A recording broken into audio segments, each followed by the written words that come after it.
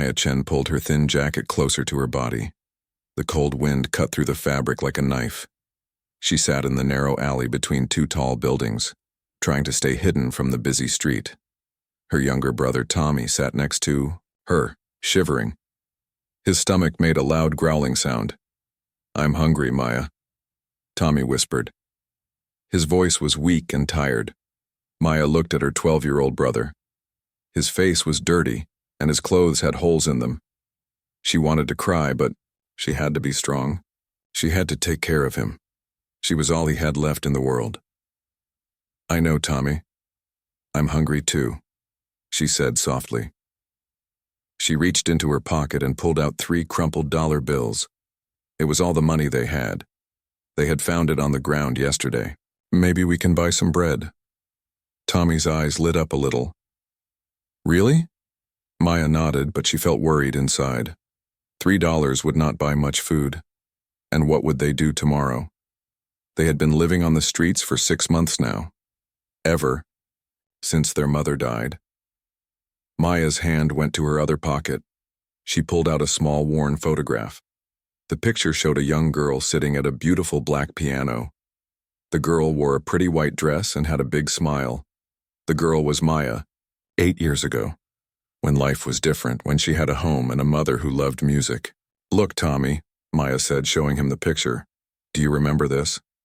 Tommy looked at the photo and smiled a real smile for the first time in days. "That's you playing piano. Mom took that picture." "Yes," Maya said. "I was 8 years old. Mom said I played like an angel that day."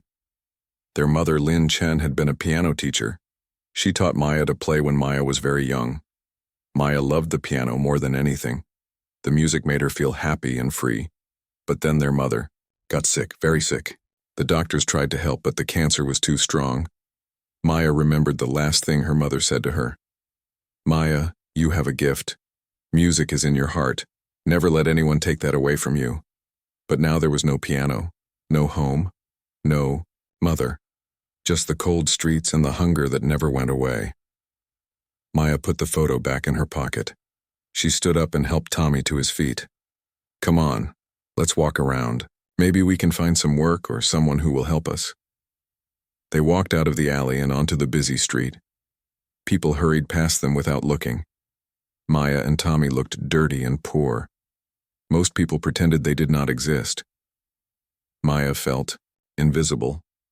She remembered when she was small and clean and lived in a nice apartment with her mother. People smiled at her then. They said nice things about her piano playing. Now those same people looked away when they saw her on the street. They walked for blocks looking for any chance to earn money. Maya asked at a coffee shop if she could clean tables for food. The manager said no. She asked at a grocery store if she could carry bags for customers. They said no. Everyone said no. As they walked, Maya heard something beautiful. Music was coming from somewhere nearby.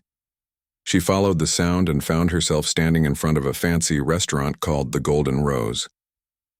Through the big windows, Maya could see people in expensive clothes eating dinner. They looked happy and warm, but what caught Maya's eye was something else. In the corner of the restaurant sat a magnificent black piano. It was the most beautiful piano Maya had ever seen. The wood shined under the soft lights. The keys looked perfect in white. Maya pressed her face against the window. She could almost hear the piano calling to her. Her fingers moved without thinking, playing invisible keys in the air. She remembered how it felt to touch real piano keys, how the music flowed from her heart through her hands. "Maya, what are you looking at?" Tommy asked. "The piano," Maya whispered. "Look at that beautiful piano." Tommy looked through the window. "It's nice, but we can't go in there. Look at us. Look at them." Maya knew Tommy was right. The people inside wore beautiful clothes and jewelry. The women had perfect hair and makeup. The men wore expensive suits. Maya looked down at her own clothes. Her jeans had holes in the knees, her shoes were falling apart. Her hair was messy and unwashed, but she could not stop looking at the piano. It seemed to glow in the restaurant. Light. Maya felt something growing inside her chest. It was not hunger this time, it was hope. A crazy, impossible hope. Tommy, she said slowly, what if I asked them to let me play? What if I could play that piano for tips? People might give us money if I play music. Tommy's eyes went wide. Maya, no. They won't let us in there. Look at us. But what if they do? What if they hear me play and remember that I'm still a person? Still someone with a gift? Maya remembered her mother's words again. Music is in your heart. Never let anyone take that away from you. I have to try, Maya said. We need food, we need help. Maybe this is the answer. Tommy grabbed her arm. Maya, please. They'll be mean to us. Rich people don't like poor people. Maya looked at her brother's worried face. She understood his fear. They had been hurt before by people who looked at them with disgust. But Maya felt something pulling her toward that piano, something stronger than fear. What if this is why we're here? Maya said. What if Mom sent us to this place for a reason? She thought about all the nights she had dreamed about playing piano again, all the times she had hummed her mother's favorite songs to help Tommy fall asleep. Music was still inside her, even after everything that had happened. I'm going to ask, Maya said. The worst thing they can do is say no. Tommy looked scared, but he nodded. He trusted his sister. Maya had taken care of him for 6 months. She had kept him safe and fed as best she could. Maya walked toward the restaurant entrance. Her heart beat fast. Her hands shook a little, but she kept walking. The photo in her pocket seemed to give her strength. She was still the same girl, who played piano like an angel. Under the dirt and old clothes, that girl was still there. As she reached for the door handle, Maya whispered a little prayer. Mom, if you're watching, please help me. Help me find a way to take care of Tommy. Help me find my music again. The door was heavy and beautiful. Maya took a deep breath and pushed it open. The warm air hit her face. She could smell delicious food and hear soft conversation. And somewhere in that warm, bright room was the piano that might change everything. Maya stepped inside the restaurant and felt like she had entered a different world. The floors were made of shiny marble. Crystal lights hung from the ceiling like frozen stars. The air smelled like flowers and expensive perfume. Everything was so clean and beautiful. Tommy followed close behind her, staying in Maya's shadow. His eyes were wide as he looked around. Neither of them had been inside such a fancy place before. A woman in a black dress and high heels walked toward them quickly. Her face looked angry and shocked. This was Sandra Mills, the restaurant manager. She had been working at the Golden Rose for 10 years. She prided herself on keeping the restaurant perfect for rich customers. Excuse me, Sandra said in a sharp voice. You cannot be in here. Maya's heart started beating faster, but she tried to stay calm. Please, ma'am, I just want to ask you something. Ask me something. Sandra looked Maya up and down. She saw the dirty clothes, the messy hair, the holes in Maya's shoes. You need to leave right now. Please listen, Maya said. Her voice was quiet but determined. I can play piano. I saw your beautiful piano through the window. Could I play? For your customers? Maybe they would give me tips for food? Sandra's mouth fell open. Then she started laughing. It was not a nice laugh, it was cold and mean. You? Play piano? Look at yourself. The customers in the restaurant started to notice what was happening. They turned in their chairs to watch. Some of them started whispering to each other. At a table near the window sat Richard Blackwell, a wealthy businessman. He wore a suit that cost more than most people made in a month. His watch was made of gold and diamonds. He had been having dinner with 3 other rich men, talking about money and business deals. Richard stood up and walked over to Maya and Sandra. His face showed disgust as he looked at the 2 children. What is this? Richard asked loudly. Why are these street rats in here? Maya felt her cheeks burn with shame, but she did not give up. Sir, I can really play piano. I've been playing since I was 4 years old. My mother taught me. If you just let me show you. Richard threw back his head and laughed loudly. Your mother taught you. What could a homeless woman know about music? He turned to his friends at the table. Can you believe this? She thinks she can play piano. His friends started laughing too. Soon, other customers joined in. The sound of their laughter filled the restaurant like a cold wind. Maya felt smaller and smaller with each laugh. "Please," Maya said, her voice getting weaker. "I really can play. I know Chopin and Bach and Mozart. I know hundreds of songs." This made Richard laugh even harder. "Chopin? Bach? You probably don't even know how to spell those names." He looked around the restaurant, speaking loudly so everyone could hear. What could a street rat possibly know about real music? At another table, a young woman named Jessica Torres was filming everything with her phone. Jessica was a social media influencer with thousands of followers. She loved posting videos that got lots of likes and comments. She thought this would be perfect content. Jessica whispered to her phone camera while she filmed. "You guys will not believe this. Some homeless girl just walked into the Golden Rose and thinks she can play piano. For money? This is so crazy." Maya saw Jessica filming and felt even more embarrassed. She knew people would see this video and laugh at her. But she was desperate. She and Tommy needed food so badly. "Ma'am," Maya said to Sandra, "could you please just let me try? Just one song?" Sandra's face turned red with anger. "Absolutely not. You're scaring my customers. You're making this place look bad. Real musicians train for years at expensive schools. They wear beautiful clothes and have perfect manners. You're just a dirty child from the street." "But music isn't about clothes," Maya said softly. "Music comes from the heart." Richard made a loud snorting sound. "The heart? Give me a break. Music is about talent, training, and class. You have none of those things." Tommy tugged on Maya's sleeve. "Maya, let's go, please." But Maya could not give up. This piano was so close. If she could just play one song, they would understand. They would hear that she really did have talent. "Please," Maya begged. "We haven't eaten in 2 days. I just need a chance to show you." Sandra looked disgusted. "That's not my problem. There are shelters for people like you. Go there." "The shelters are full," Maya said. "We tried. There's no room." Jessica kept filming, whispering commentary. "She says they haven't eaten in 2 days.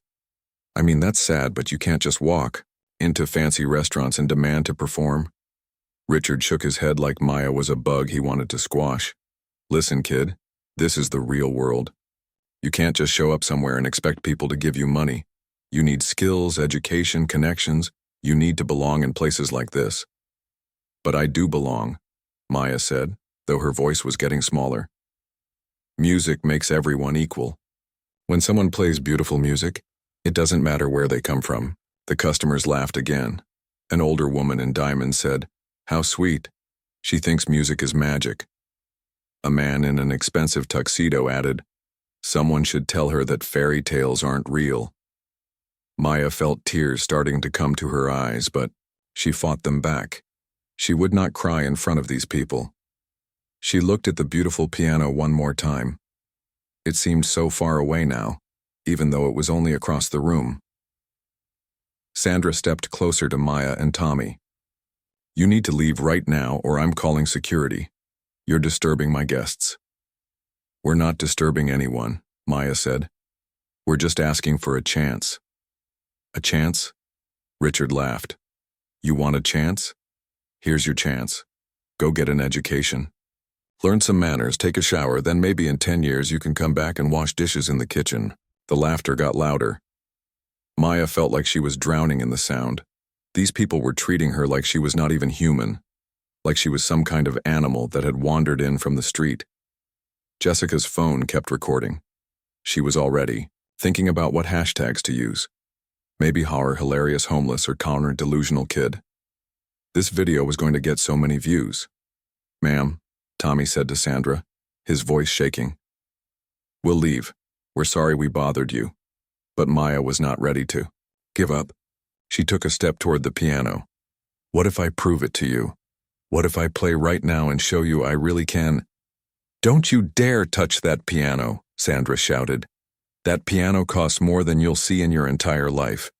If you damage it, you'll go to jail." Richard stepped between Maya and the piano. "Security! Where is security? Get these kids out of here before they steal something." A large security guard appeared from somewhere in the back of the restaurant. He looked at Maya. and Tommy with tired eyes. He had seen this before. Homeless people sometimes tried to get into nice places hoping for food or money. "Come on, kids," the security guard said. His voice was not mean, but it was firm. "Time to go." Maya looked around the restaurant one last time. All the people were staring at her. Some looked disgusted, some looked amused. None of them looked kind. She thought about her mother. What would her mother say if she could see this?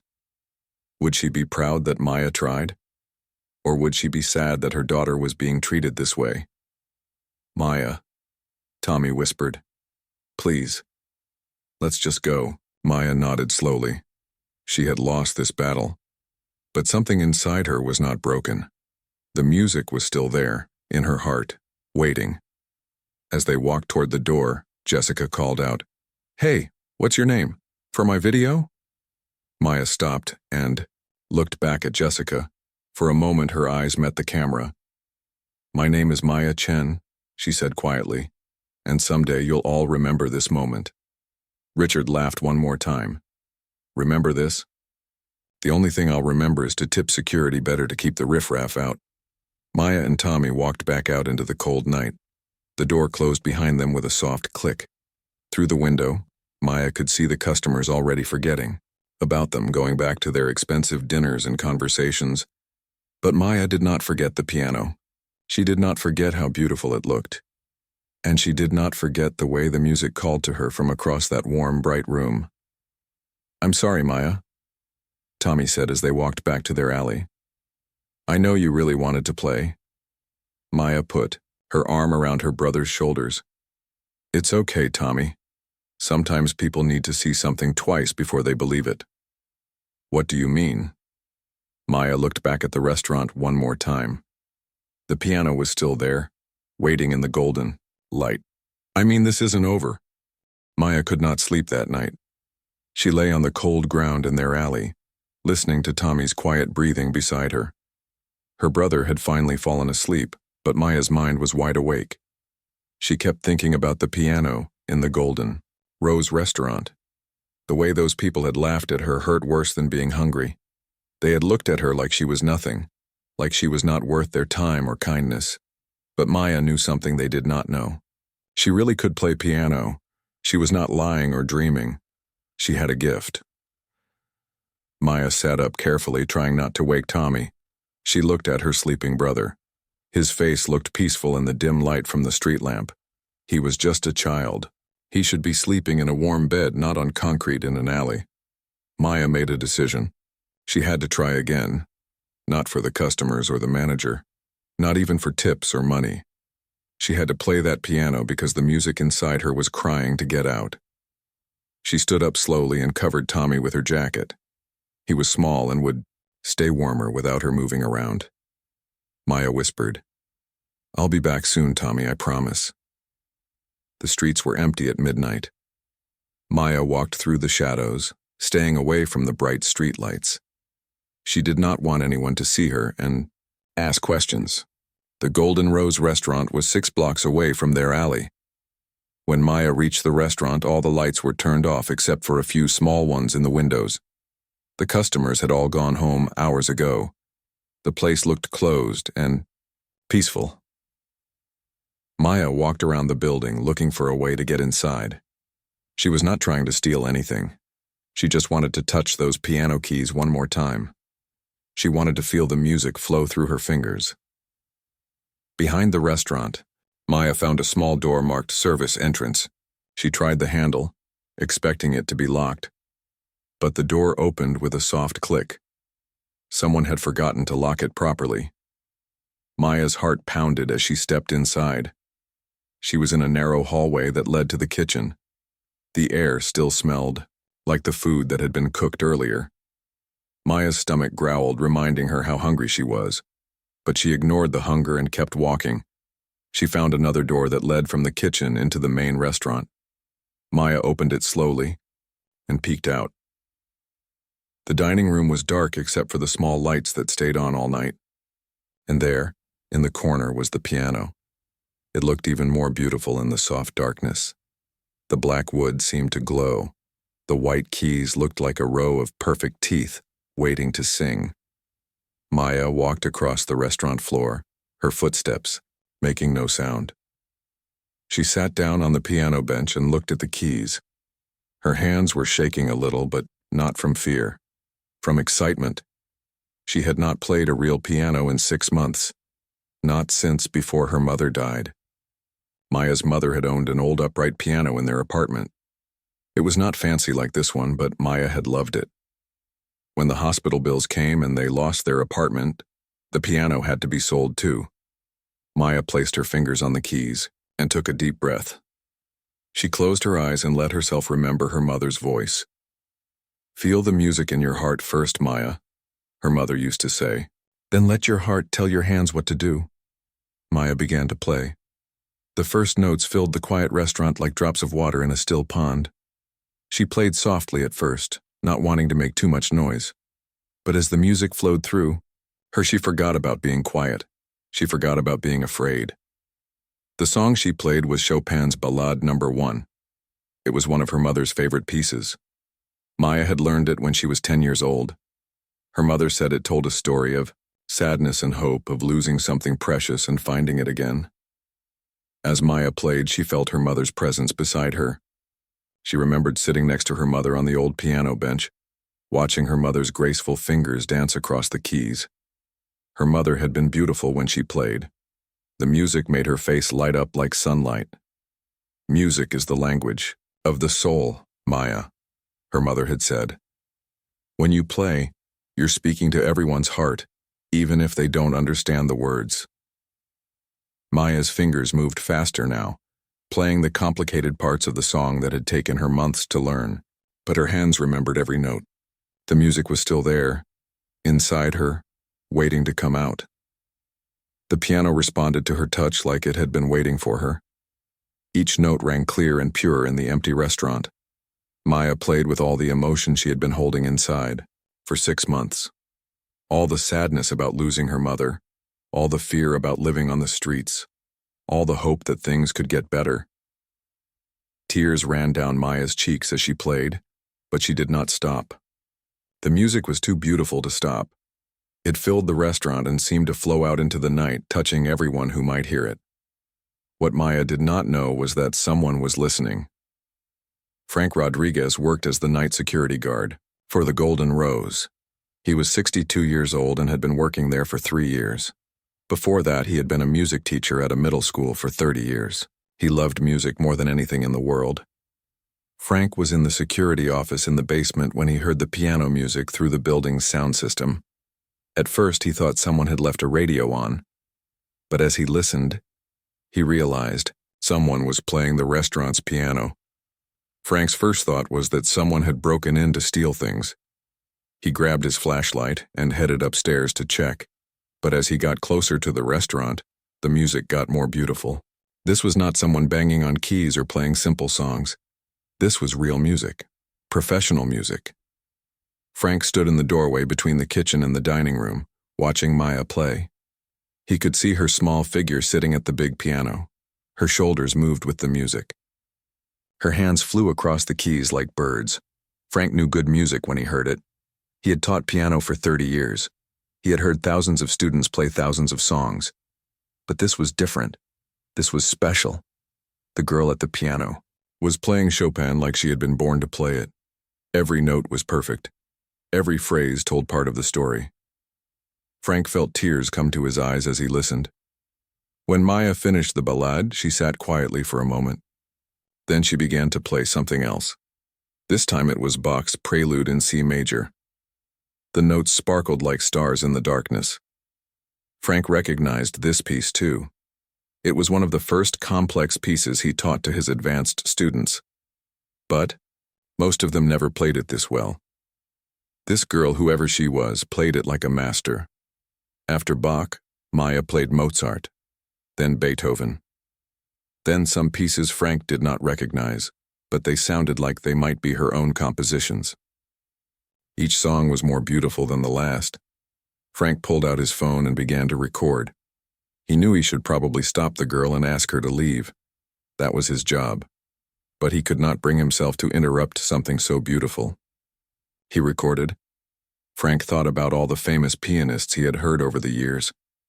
He had been to concerts at Lincoln Center and Carnegie Hall. He had heard some of the best musicians in the world, but none of them had moved him the way this unknown girl was moving him right now. Maya played for almost an hour. She played all her mother's favorite pieces and some of her own favorites too. With each song, she felt a little bit of her old self coming back, the self that existed before the streets and the hunger and the fear. Finally, Maya's hands grew tired. She played one last piece, a simple lullaby her mother used to sing to her when she was small. As the last notes faded away, Maya sat in the silence. She looked around the restaurant and suddenly remembered where she was.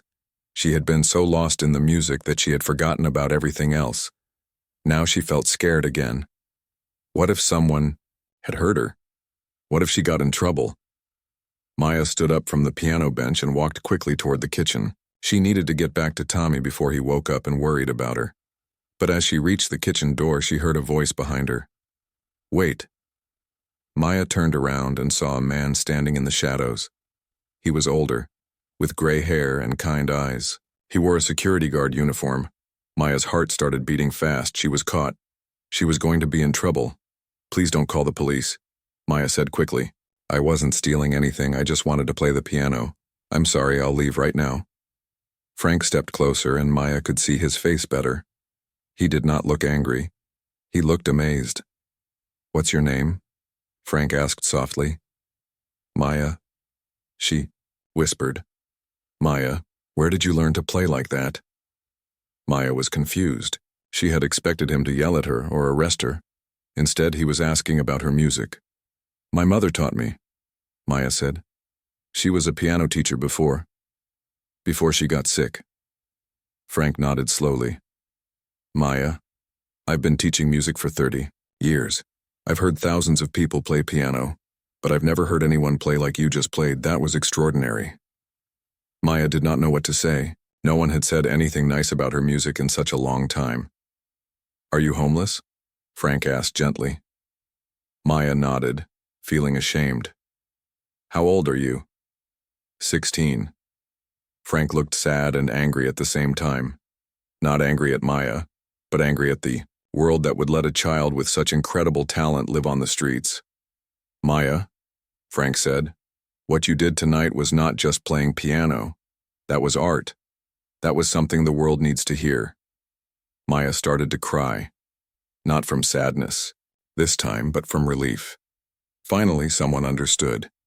Someone believed her. Frank Rodriguez could not sleep after Maya left the restaurant. He sat in his small apartment watching the video he had recorded on his phone. Even though it was just a phone recording, Maya's music sounded incredible. The passion and skill in her playing came through clearly. Frank had recorded almost 20 minutes of Maya's performance. He had captured her playing Chopin, Bach, and Mozart. But the most powerful part was at the end, when she played that simple lullaby. You could hear the love and sadness in every note. Frank knew he had to do something with this recording. A talent like Maya's should not stay hidden. The world needed to hear this music. But Frank was just a security guard. He did not have connections in the music world anymore. Then Frank remembered his computer and the internet. These days, anyone could share videos online. Maybe if he posted Maya's performance, someone important would see it. Frank had never posted a video online before. His daughter had to help him set up social media accounts years ago, but he rarely used them. Tonight was different. Tonight he had something important to share. Frank opened his laptop and went to YouTube. It took him a while to figure out how to upload a video, but finally he managed to post the recording. He wrote a simple description. "This is Maya, a 16-year-old homeless girl who played piano at the restaurant where I work security. She has never had formal training beyond what her late mother taught her. This is raw talent and pure heart. Please, share this so Maya can get the help and recognition she deserves." Frank titled the video, "Homeless Girl Plays Piano Like an Angel." Listen to this amazing talent. He posted the video at 3 a.m. and went to bed, hoping maybe a few people would see it. When Frank woke up 6 hours later, His phone was buzzing with notifications. He looked at his YouTube account and could not believe what he saw. The video had been viewed 50,000 times. People were leaving hundreds of comments. "This is unbelievable talent. I'm crying. This girl is amazing. Someone needs to help her right now. Best piano playing I've heard in years." But Frank noticed something else happening. People were sharing another video alongside his. It was Jessica Torres's video from the restaurant the day before. The cruel video of Maya being laughed at and thrown out. Someone had found both videos and posted them together. The contrast was shocking. In Jessica's video, people mocked Maya and called her names. In Frank's video, those same people could see Maya's incredible talent. The combination of the two videos created a powerful story. People were outraged at how Maya had been treated. They were amazed by her talent, and they wanted to help. By noon, Frank's video had 1 million views. News websites started writing articles about it. Social media influencers began sharing it with their followers. Television morning shows talked about the homeless piano prodigy. Jessica Torres woke up to find her phone exploding with notifications too. But these were not the kind she usually liked to receive. People were angry at her. Very angry. Her original video making fun of Maya now had thousands of angry comments. "How could you laugh at a child asking for food? You should be ashamed of yourself. This girl has more talent in her little finger than you have in your whole body. Delete your account." Jessica was losing followers by the thousands. People were sharing her video, but not in a good way. They were using it as an example of how cruel people could be to those who needed help. Richard Blackwell was having an even worse day. Someone had identified him in Jessica's video. People found out he was the CEO of Blackwell Industries. By morning, his company's social media pages were flooded with angry messages. "Richard Blackwell laughs at homeless children. Boycott Blackwell Industries. This is how your CEO treats people in need." Richard's secretary told him that 3 major clients had already called to cancel their contracts. The company's stock price was starting to drop. The board of directors was demanding an emergency meeting, but the person having the biggest reaction to the viral video was David Chang, a world-famous pianist. David had won Grammy Awards and performed in the greatest concert halls around the world. He was getting ready for a concert in New York when his assistant showed him the video. David watched Maya's performance with growing amazement. As a professional musician, he could recognize extraordinary talent when he heard it. Maya was not just good for someone her age. She was not just good for someone without formal training. She was simply extraordinary. Period. "This is a once-in-a-generation talent," David told his assistant. "We have to find this girl." David shared the video on his social media accounts, which had millions of followers. He wrote, "I have performed with orchestras around the world. I have heard the greatest pianists of our time. This homeless teenager plays with more soul and skill than most professionals. We must find Maya and help her. Music this beautiful should not be hidden." When David Chang shared the video, it exploded even more. Within hours, it had 10 million views. News stations around the country began talking about it. Radio shows played audio clips of Maya's performance. Classical music critics who usually only paid attention to famous musicians started writing about Maya.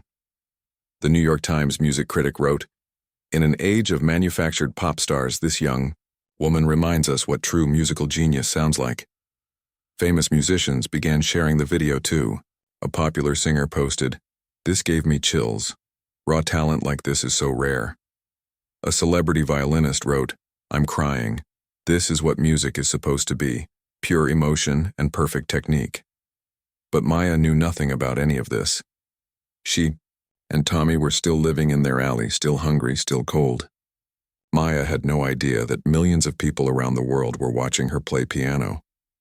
That morning, Maya and Tommy went looking for food as usual. They walked through the downtown area, hoping someone might give them a few dollars or some leftover food.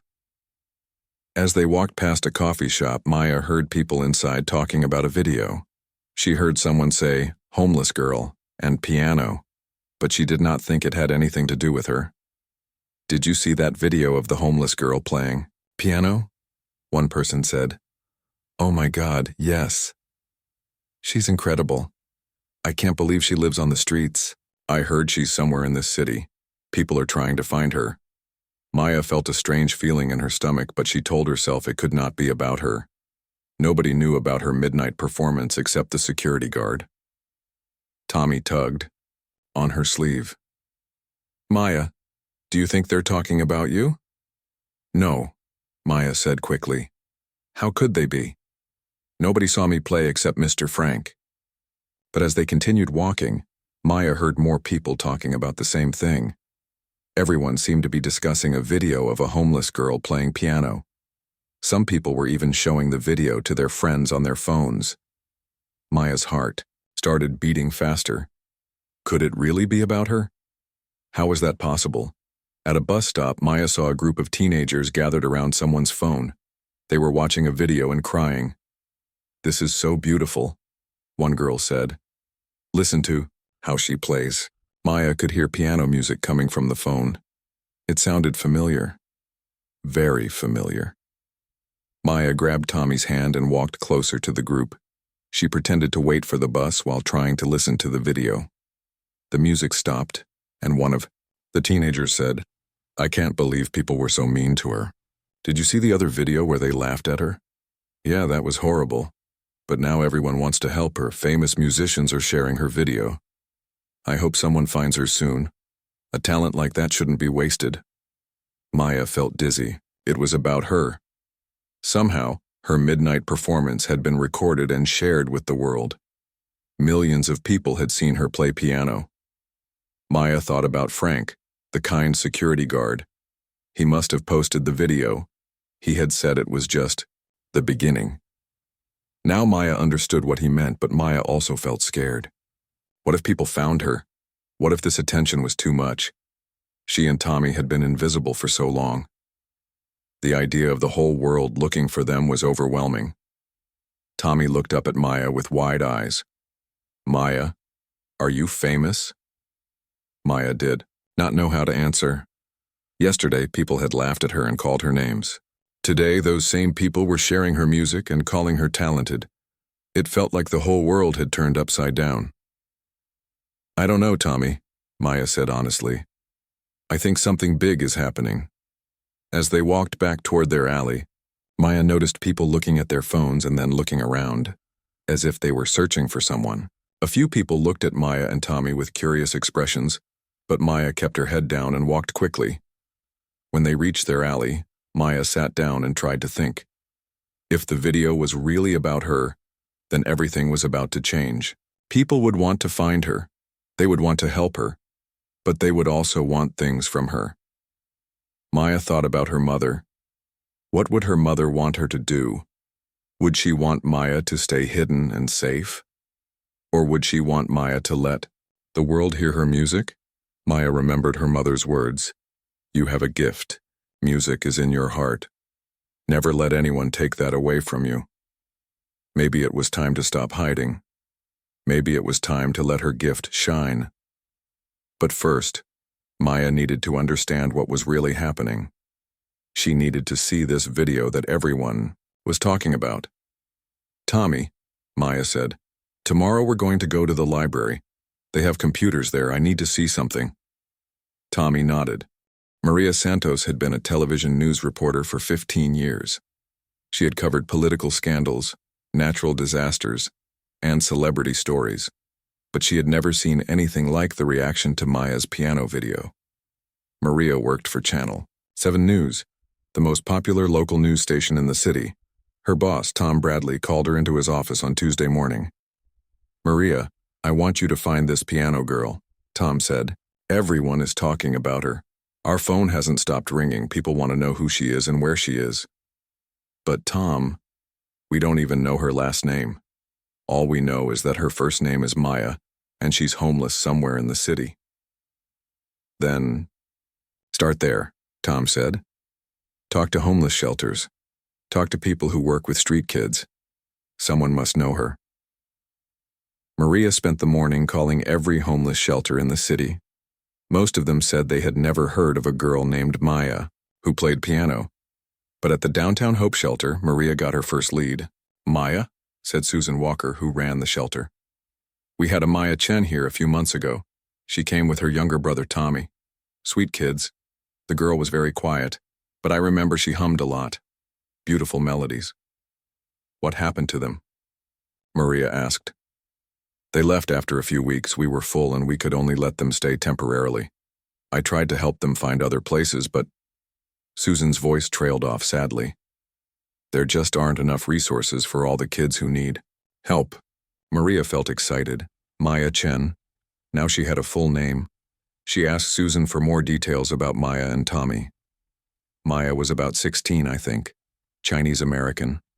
Very protective of her little brother. She never talked about their past. But you could tell they had been through something terrible. The brother was maybe 12 years old. Did Maya ever mention music or piano? Susan thought for a moment. Not directly, but like I said, she hummed all the time. Classical music, I think. Sometimes other children would ask her to sing, and she had the most beautiful voice. Maria thanked Susan and continued her investigation. She went to other social service agencies, talked to police officers who worked downtown, and visited areas where homeless people often stayed. At the St. Mary's Food Kitchen, Maria met Father Rodriguez, who served free meals to anyone who needed them. Maya and Tommy Chen, Father Rodriguez said immediately. Yes, I remember them. They came here for dinner maybe 3 weeks ago. Polite children. Always said please and thank you. Did they say anything about where they were staying? No, but I got the feeling they were sleeping outside. The girl looked exhausted, like she wasn't getting good sleep. She was very thin too. Father Rodriguez looked sad as he remembered. I wish I could have done more for them. We see so many children on the streets.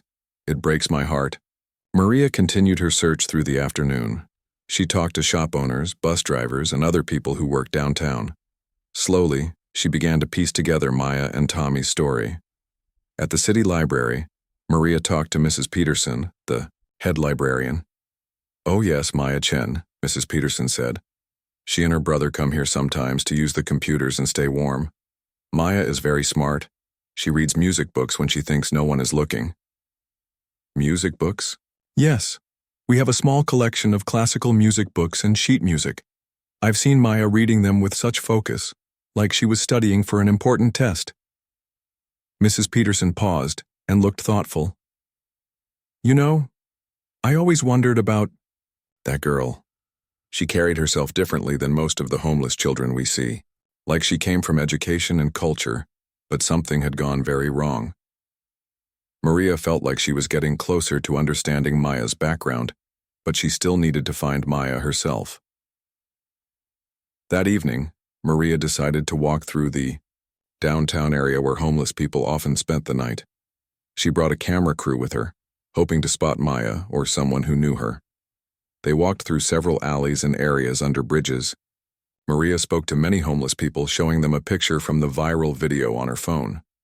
Finally, in an alley behind a row of old buildings, Maria met an older homeless man named Charlie. Maya? Charlie said when he saw the picture. Yeah, I know Maya. Sweet kid. She and her little brother sleep a few blocks from here sometimes. Do you know where exactly? Charlie looked suspicious. Why do you want to know? You're not going to get them in trouble, are you? Maria explained about the viral video and how people wanted to help Maya. Charlie's expression changed completely. That's little Maya. She's the one playing piano in that video everyone's been talking about. You've seen the video? Are you kidding? Someone showed it to me on their phone yesterday. Most beautiful music I ever heard. Charlie shook his head in amazement. I knew that girl was special, you could just tell. Charlie agreed to help Maria find Maya. But you better treat her right, he warned. That girl has been through enough. While Maria searched the streets, other people were investigating Maya's background online. Internet users had become detectives, trying to find out more about the mysterious piano girl. Someone found an old newspaper article from 8 years ago. The headline read, Young Piano Student Wins City Competition. There was a picture of 8-year-old Maya Chen sitting at a piano holding a small trophy. She wore a white dress and had a huge smile. The article said, Maya Chen, daughter of piano teacher Lin Chen, won first place in the under-10 division of the annual Young Musicians competition. Maya has been playing piano since she was 4 years old. People shared this old article thousands of times. Now everyone could see that Maya really was a trained musician, not just someone with natural talent. Other internet detectives found more information about Maya's mother, Lin Chen. They discovered that Lin had been a very talented pianist herself. She had been accepted to Juilliard School of Music when she was young, but she had turned down the scholarship. A former classmate of Lin's posted on social media, "Lin Chen was the most talented pianist in our high school. Everyone thought she would become a famous concert pianist, but she got pregnant and decided to stay home to raise her daughter. She gave up her dreams to take care of Maya." More pieces of Maya's story came together. People found records showing that Lin Chen had died of cancer 6 months ago. They found court documents showing that Maya and Tommy had no other family. They had become homeless after their mother's death and medical bills. The internet investigation revealed a heartbreaking story. A talented mother who gave up her career to raise her daughter. A daughter who inherited incredible musical talent. A family destroyed by illness and debt. 2 children left alone in the world. When these details became public, the response was enormous. People were not just amazed by Maya's talent anymore. They were heartbroken by her story and angry at a system that let children like Maya and Tommy fall through the cracks. Donations started pouring in. Someone set up a fundraising page for Maya, even though no one had found her yet. In one day, people donated over $100,000. Music schools started announcing that they would offer Maya full scholarships. Famous musicians offered to give her free lessons. Wealthy people offered to pay for housing for Maya and Tommy. But Maya still did not know about any of this. She and Tommy were still living day by day, still struggling to find food and stay warm. On Wednesday evening, Maria Santos finally found them. Maya and Tommy were sitting in their usual alley, sharing a small bag of chips they had bought with the few dollars they had found that day. Maya was humming softly to Tommy, trying to help him fall asleep. Maria approached slowly, not wanting to scare them. "Excuse me," she said gently. "Are you Maya?" Maya looked up, immediately suspicious. She pulled Tommy closer to her. "Who's asking?" "My name is Maria Santos. I'm a reporter with Channel 7 News. I've been looking for you." Maya's eyes went wide. "Looking for me? Why?" Maria sat down on the ground near them, trying to seem less threatening. "Maya, have you seen the video of you playing piano? The one from the restaurant?" Maya nodded slowly. "I saw it yesterday at the library. I couldn't believe it. Maya, that video has been seen by over 50 million people. You're famous all over the world." Tommy's mouth fell open. Maya just stared at Maria. "Famous?" Maya whispered. "Yes. People are amazed by your talent. Musicians, critics, regular people, everyone wants to help you. They want to make sure you get the training and opportunities you deserve." Maria pulled out her phone and showed Maya some of the news articles about her. Maya read the headlines with growing shock. "Homeless piano prodigy stuns the world. The girl who plays like an angel.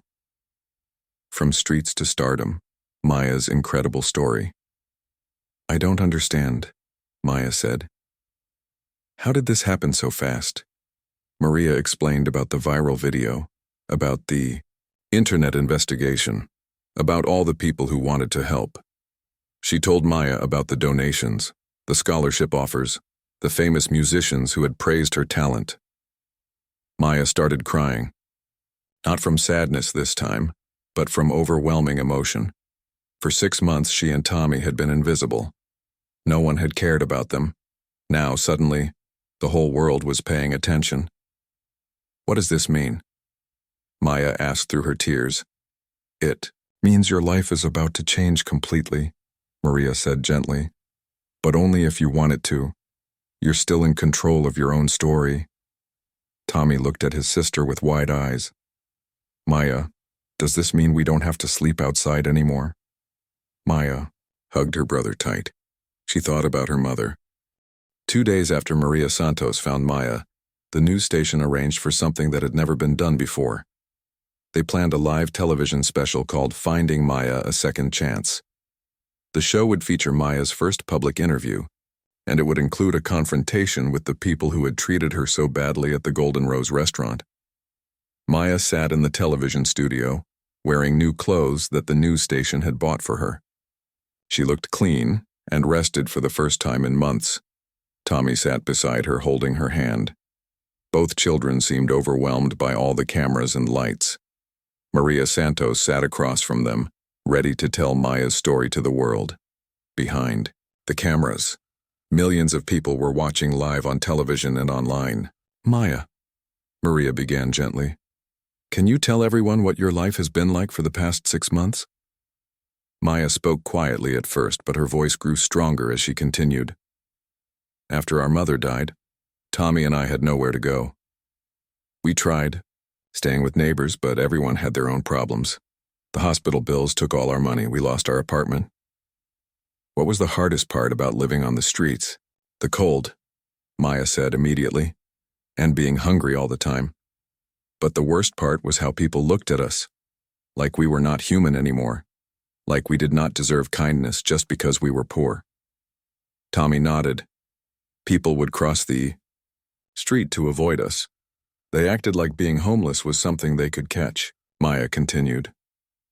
"I kept thinking about my mother. She always taught me that music could bring people together, that it did not matter where you came from or what you looked like. When you heard beautiful music, you remembered that we are all the same inside." "Is that why you wanted to play piano at the restaurant?" "Yes. I thought if they heard me play, they would see that I was still a person, still someone with feelings and dreams." Maya's voice became sad. But they just laughed. Maria turned to the camera. "Now we want to show you what happened that day. We have brought the people from the Golden Rose restaurant here tonight to meet Maya again." The studio lights dimmed slightly, and 3 people walked onto the stage. Richard Blackwell looked uncomfortable in his expensive suit. Sandra Mills, the restaurant manager, seemed nervous and kept looking at the ground. Jessica Torres, the social media influencer, had tears in her eyes already. The audience in the studio was completely quiet. Everyone watching at home leaned closer to their televisions. Maria looked at the 3 people who had humiliated Maya. "Before we begin, I want you to watch something." A large screen showed the viral video of Maya playing piano in the empty restaurant.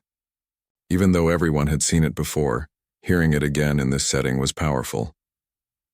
The beautiful music filled the studio. Some people in the audience started crying. When the video ended, Maria turned to Richard Blackwell first. "Mr. Blackwell, you called Maya a street rat. You said she could not know anything about music. What do you have to say now?" Richard shifted in his chair. He had been dreading this moment for days. His company had lost millions of dollars because of the backlash from the video. His own children were embarrassed by their father's behavior. I was wrong," Richard said. His voice was quiet and shaky. "I judged Maya by her appearance instead of giving her a chance. I am deeply sorry." "But it was more than just being wrong," Maria said firmly. "You were cruel to a child who was asking for help. Maya had not eaten in 2 days. She was desperate, and you laughed at her." Richard looked at Maya. For the first time, he really saw her as a person instead of just a problem to be removed. "Maya, I am so sorry. I have no excuse for how I treated you. I was selfish and cruel." Maya looked back at him calmly. "Mr. Blackwell, why did you think I was less important than your other customers?" Richard struggled to answer. I don't know. I guess I thought that poor people were poor because they had not worked hard enough. I thought I was better than you because I had money. But money does not make someone a good person," Maya said simply. "My mother always told me that. Kindness costs nothing, but it is worth everything." Richard felt ashamed. This 16-year-old girl was showing more wisdom and grace than he had in his entire adult life. Maria turned to Sandra Mills next. "Sandra, you manage an expensive restaurant. You told Maya that real musicians train at expensive schools and wear beautiful clothes. How do you feel about that now?" Sandra was crying. I feel terrible. I was so worried about protecting the restaurant's image that I forgot about basic human decency. Maya, you are more talented than most of the professional musicians who have played at our restaurant. What hurt me most, Maya said, was when you said I did not belong there. Music does not belong to rich people only. Music belongs to everyone. Sandra nodded through her tears. You're absolutely right. I should have listened to you. I should have given you a chance. Finally, Maria turned to Jessica Torres. Jessica had been crying since she walked onto the stage. Jessica, you filmed Maya being humiliated and posted it online with cruel hashtags. You made entertainment out of a child suffering. What do you say now? Jessica could barely speak through her sobs. I am so ashamed. I was trying to get likes and views, and I forgot that Maya was a real person with real feelings. I turned someone's worst moment into a joke. Since Maya's story became famous, you have lost thousands of followers. Your sponsors have dropped. How does that feel? I deserve it, Jessica said. I used my platform to hurt someone instead of helping. Maya, I am so sorry. I wish I could take it back. Maya looked at Jessica with surprising kindness. Jessica, you made a mistake, but you're not a bad person. You just forgot to think about how your actions affect others. The audience was amazed by Maya's maturity and forgiveness. Here was a girl who had been treated terribly, but she was not seeking revenge. She was showing mercy to people who had shown her none. Maria asked Maya, how do you feel about seeing these people again? Maya thought carefully before answering. I feel sad that this is how we had to meet again, but I also feel hopeful. Maybe when people see what happened to me, they will treat the next homeless person with more kindness. Are you angry at them?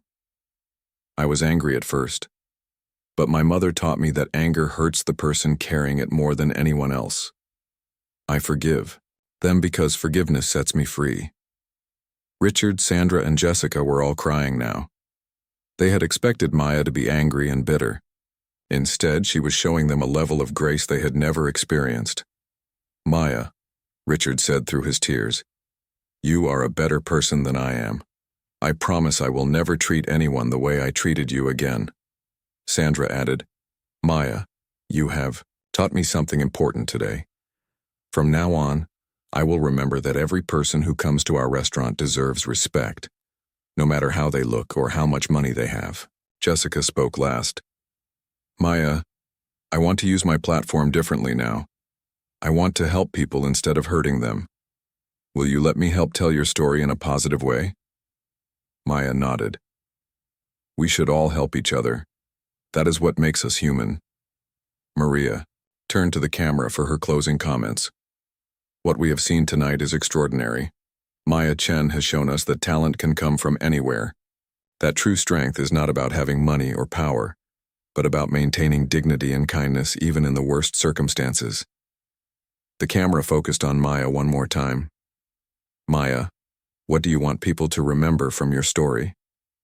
Maya looked directly into the camera, speaking to millions of people around the world. I want people to remember that everyone has value. The homeless person you see on the street corner might be an artist, a teacher, a scientist, or a musician. They might be someone's child, someone's parent, someone's dream come true. She paused, thinking of her mother. Do not judge people by what they have lost. Judge them by what they still carry in their hearts. The audience in the studio gave Maya a standing ovation that lasted for 5 minutes. People watching at home were crying and posting messages of support online. After the show, Richard Blackwell approached Maya privately. Maya, I want to do something to make up for how I treated you. My company would like to set up a scholarship fund for homeless children who have artistic talents. We will call it the Maya Chen Scholarship. Maya was surprised. You would do that? It is the least I can do. You have shown me that real wealth is not money.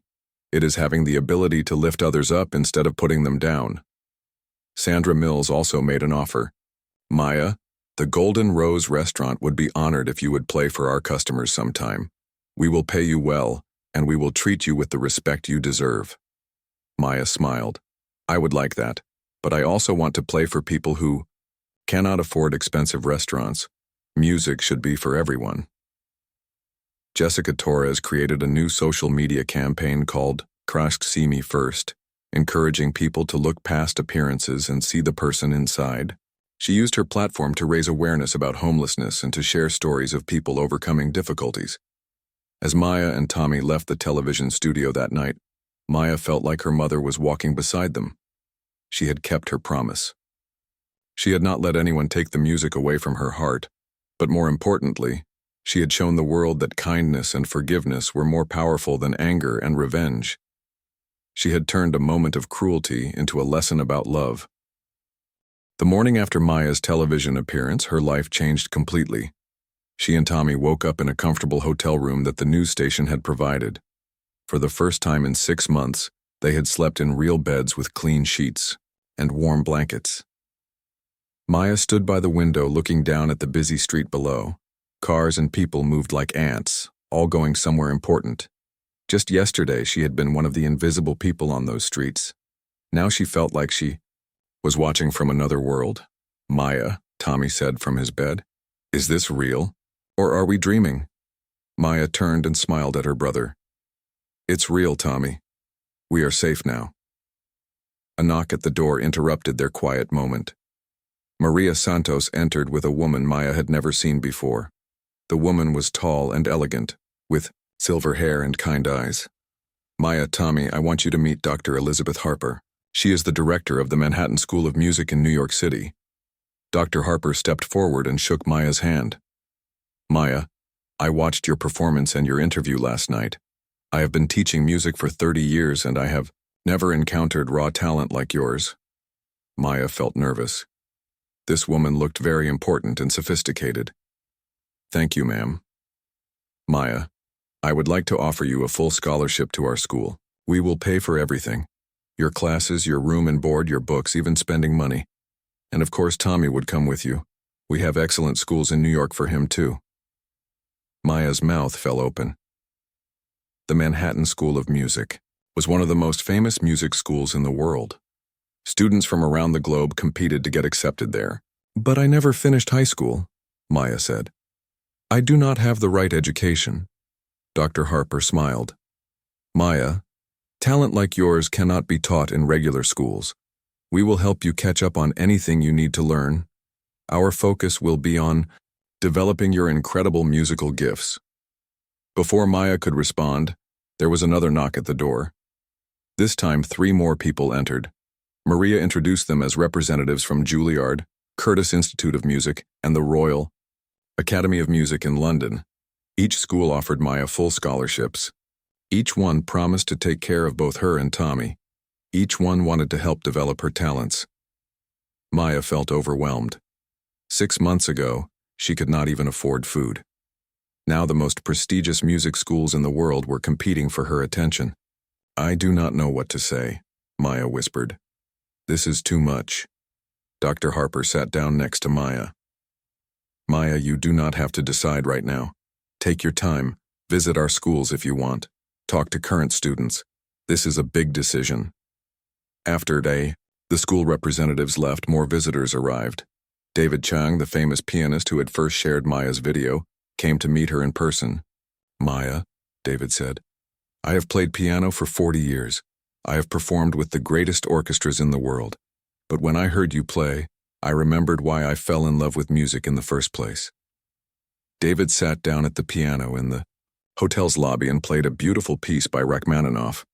When he finished, he looked at Maya. Would you play something for me? Maya felt nervous, but she sat down at the piano. She closed her eyes and began to play the same lullaby she had played that night in the restaurant. The simple melody filled the lobby with emotion. When Maya finished, David had tears in his eyes.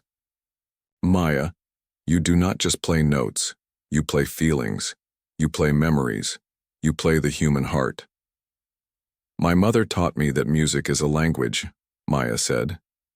She said when you play from your heart, everyone understands, even if they do not speak the same words. David nodded. Your mother was wise. Maya, I would be honored to give you piano lessons, free of charge. I think I might learn as much from you as you learn from me. Throughout the day, more offers came in. A wealthy businessman offered to buy Maya and Tommy a house. A music producer wanted to record an album of Maya's performances. A concert hall in Vienna invited her to perform for an audience of thousands. By evening, Maya's head was spinning with all the possibilities. She sat with Tommy in their hotel room trying to make sense of everything. "Tommy, what do you think we should do?" Maya asked. Tommy thought carefully. "Maya, do you remember what Mom used to say about gifts?" Maya smiled. "She said gifts are meant to be shared, not hidden." "Right. So maybe we should choose the things that let you share your music with the most people." Maya hugged her brother. Even though he was only 12, Tommy was very wise. The next morning brought even more surprises. Elena Vasquez, the conductor of the city's symphony orchestra, came to visit Maya. "Maya, I have a special request," Elena said. "Our orchestra is performing next month for a charity concert to help homeless families. Would you consider being our featured pianist?" Maya's eyes lit up. "A concert to help homeless families?" "Yes.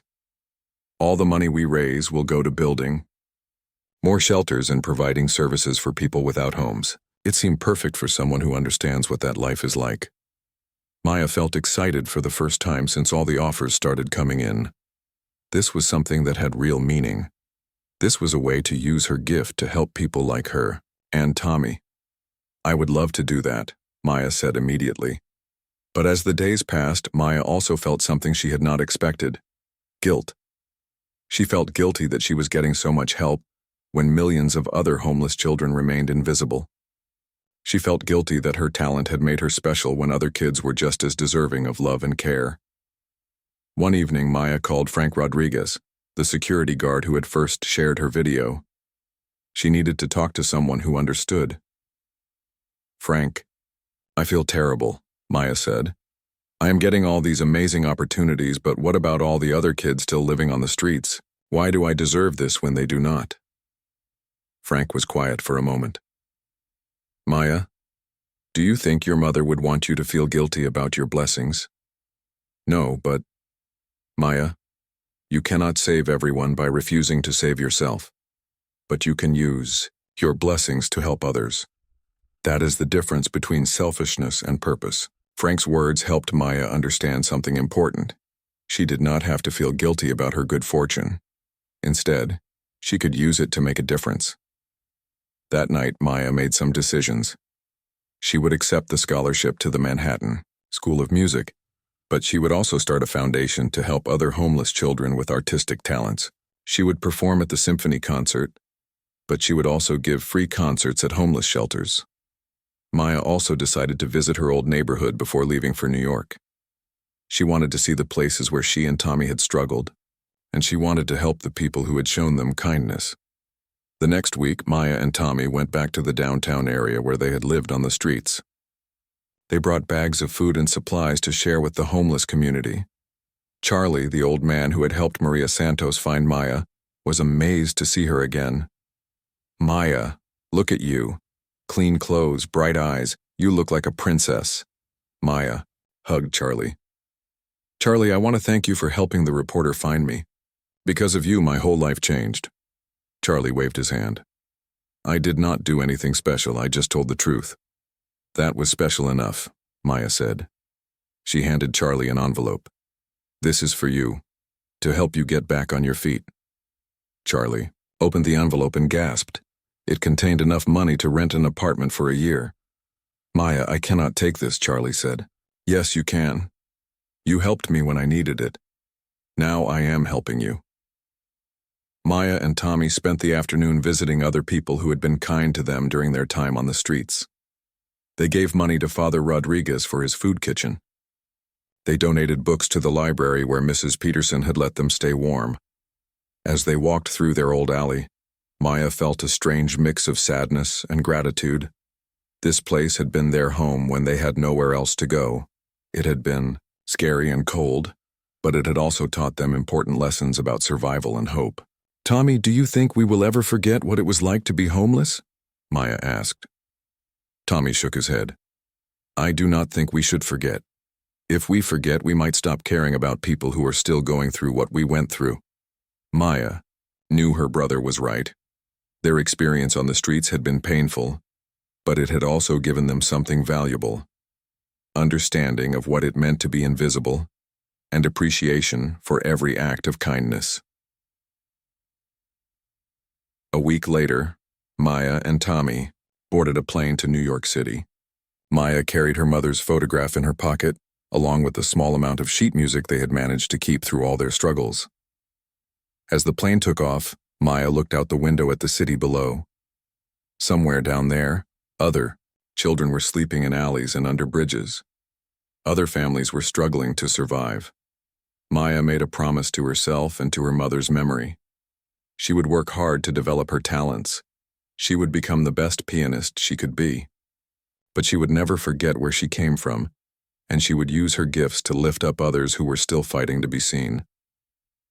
The plane climbed higher into the sky, carrying Maya toward a future full of possibilities. But it also carried her toward a responsibility she was determined to fulfill, making sure that no child's talents would ever be dismissed because of where they slept at night. 3 months later, Maya stood behind the heavy curtains of the Grand Symphony Hall. She could hear thousands of people talking and laughing as they found their seats. Tonight was the night she had been preparing for since accepting Elena Vasquez's invitation. The charity concert to help homeless families. Maya wore a beautiful blue dress that reminded her of the night sky. Her hair was clean and styled, and she felt like a different person than the scared girl who had once begged to play piano for food. But inside, her heart still carried the same music that had sustained her through the darkest times. Maya, are you ready? Elena Vasquez appeared beside her, wearing her conductor's formal black dress. I think so, Maya said, though her hands were shaking slightly. I have never played for so many people before. Elena smiled kindly. Maya, just remember what you told me during rehearsal. You are not playing for the audience. You are playing for your mother, for Tommy, and for everyone who needs to remember that beauty can come from anywhere. Maya nodded and looked out at the concert hall through a small gap in the curtains. The sight took her breath away. The hall was completely full. Every seat was taken, and people were even standing in the back. But what made Maya's heart swell was what she saw in the front rows. There, in the best seats in the house, sat Charlie, Father Rodriguez, Mrs. Peterson from the library, Susan from the downtown Hope Shelter, and dozens of other homeless people from her old neighborhood. They were wearing their best clothes and looking around the fancy concert hall with wonder. Tommy sat in the front row too, wearing a new suit and a huge smile. Next to him sat Frank Rodriguez, the security guard who had started everything by posting her video online. Frank gave Maya a thumbs up when he saw her peeking through the curtains. Ladies and gentlemen, the announcer's voice filled the hall. Please welcome our featured pianist for tonight's concert of hope, Miss Maya Chen. The curtains opened and Maya walked onto the stage. The applause was thunderous. People stood up and clapped for several minutes. Maya had to wait for the noise to die down before she could speak. Thank you, Maya said into the microphone. Her voice was quiet at first, but it carried clearly through the hall. 3 months ago, I was homeless and hungry. I slept in alleys and begged for food. Most people looked right through me like I was invisible. The audience was completely silent now, hanging on every word. Tonight, I want to tell you about all the invisible people in our city, the children sleeping under bridges, the families living in their cars, the elderly people with nowhere to go. They are not invisible because they choose to be. They are invisible because we choose not to see them. Maya walked to the piano and sat down. I am going to play 3 pieces tonight. The first is for my mother, Lin Chen, who taught me that music is the language of the soul. She gave up her own dreams so I could have mine. Maya began to play Chopin's Ballade No. 1, the same piece she had played that midnight in the restaurant. But now it sounded even more beautiful because it was played with joy instead of desperation. Every note told the story of a mother's love and sacrifice. When the piece ended, there was not a dry eye in the hall. The applause was soft and respectful, like people were afraid to break the spell Maya's music had created. The second piece, Maya said, is for everyone who showed me kindness when I had nothing to offer in return. For Frank, who saw my talent when I was invisible to everyone else. For Charlie, who helped reporters find me. For all the people who remembered that kindness costs nothing but is worth everything. Maya played Bach's Prelude in C major, but she played it with her own special interpretation. She added little touches that made the classical piece sound like a conversation between old friends. The music seemed to dance through the hall, touching every heart. The audience applauded again, but Maya held up her hand. Now I want to play something I wrote myself. I call it Invisible Voices. It is for every person who has ever felt forgotten, overlooked, or thrown away. It is for everyone who has a gift that the world has not yet discovered. Maya's fingers touched the keys and something magical happened. The music that came out was unlike anything the audience had ever heard. It started soft and sad, like a cry for help. Then it grew stronger, like hope being born. It became complex and beautiful, like all the dreams that poor children carry in their hearts. The melody told a story without words. It spoke of cold nights and empty stomachs. It sang of fear and loneliness, but it also sang of courage and determination. It sang of the moment when someone finally sees you and recognizes your worth. As Maya played, she thought about her journey. She remembered her mother's hands guiding hers on the piano keys. She remembered Tommy's trusting face when they had nothing but each other. She remembered the cruel laughter at the restaurant and the kind eyes of Frank Rodriguez. The music grew louder and more triumphant. It spoke of second chances and new beginnings. It sang of the power of one person's kindness to change another person's life. It celebrated the magic that happens when hidden talents are finally allowed to shine. When the last note faded away, the silence in the hall was complete. For a moment, no one moved. Then the applause began, and it did not stop for 10 minutes. People were crying, cheering, and standing on their feet. Maya stood up from the piano and walked to the microphone one more time. Tonight, we have raised over $500,000 for homeless families in our city. But money is not enough. We also need to change how we see people who are struggling. She looked out at the audience, making eye contact with as many people as she could. When you see someone on the street asking for help, please remember my story. Remember that they might be someone's child, someone's parent, someone's dream come true. They might have talents and gifts that could change the world, if only someone gives them a chance.